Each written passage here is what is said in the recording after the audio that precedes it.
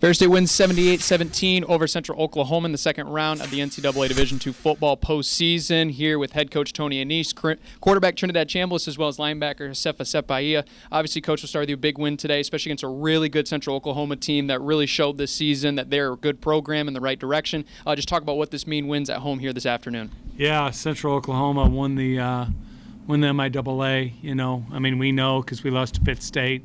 That they finished ahead of Pitt State. They beat a great Central Missouri team that, was really successful there. Emporia State was really good. So the list goes on of really good teams that they beat. I don't know if you guys know this, but Coach Dorrell was the head coach at Northwest Missouri State in 2016 when we went to Northwest in the semis and lost. So he's multiple national champion coach. And so he's super coach and Superman, and very impressed by the way those guys answer questions as well. And great year for them. And then for us, it was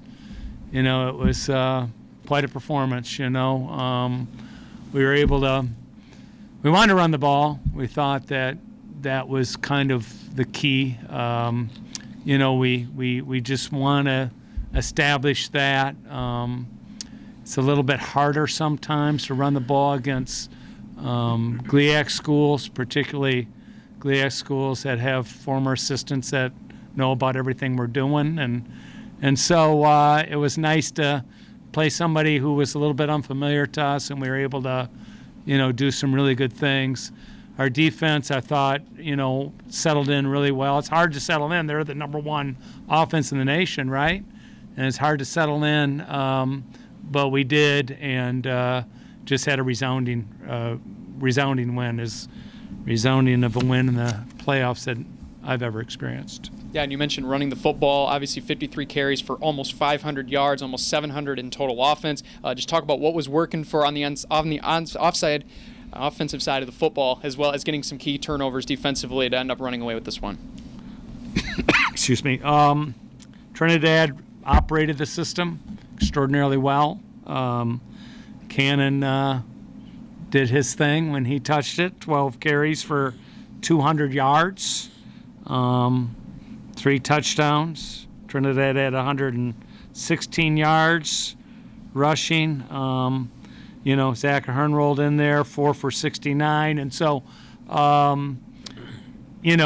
there's common thread there. So then you say offensive line, right?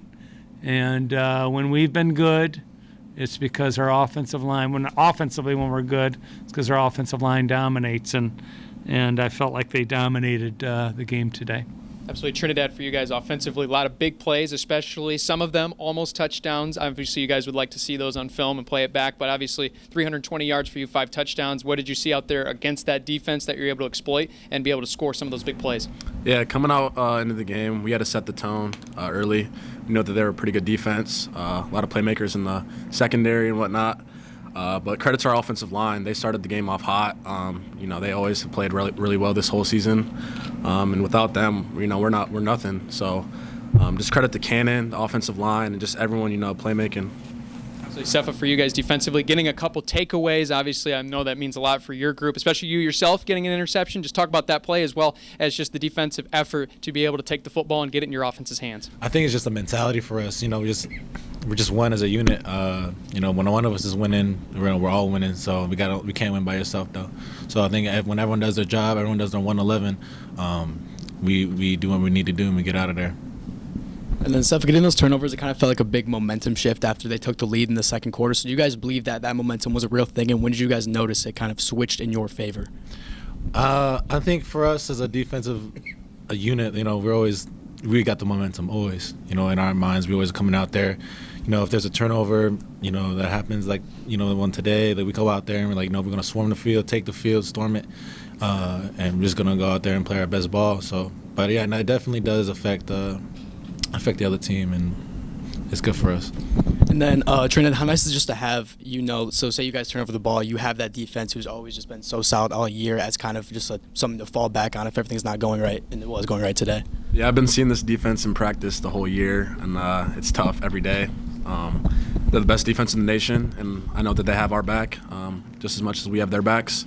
And yeah, I mean, there's going to be mistakes in football. We just got to, come back and bounce back and see how we respond. So, Tony, could you talk further about that fullback with dive, how successful that was in the first half? Yeah, the Cats had like 200 yards first half alone. What was, compared to the rest of what was working? You talked about your line, but what made that so devastatingly effective in that first half? Well, first off, it's a read play. He's got to, in short order, make instantaneous reads, and our O-line has to get off the ball and strike them, and they were able to do that. Cannon's really good at navigating through there.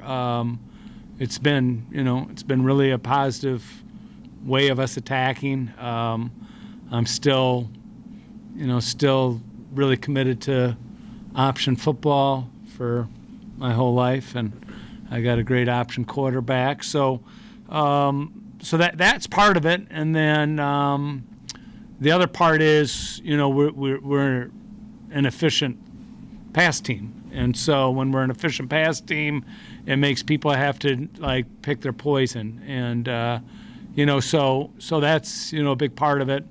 I thought our offensive staff, well, both staffs, offense and defensive staff, did a great job in preparing. I thought that Coach Parker, Coach Rock, my son Steve called a great game. And then on defense, all those defensive coaches did great, and it was just a great game plan. And it's just, we were very well prepared for this week. Everybody asked, well, are you happy with the bye? Heck yes, I was happy with the bye. It gives us really 2 weeks to prepare for them, and they had a tough game against Washita, and it's just there's a huge advantage to getting the bye, and so very pleased with that. 23 degrees at game time.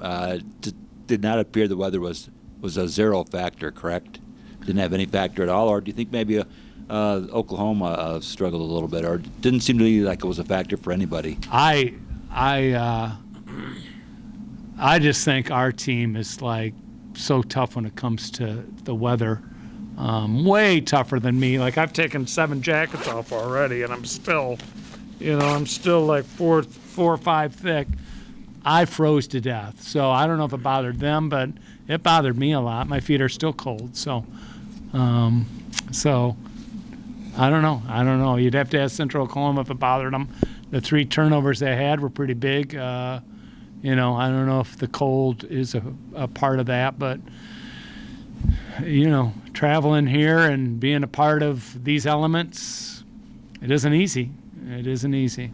That's when we're getting a dome.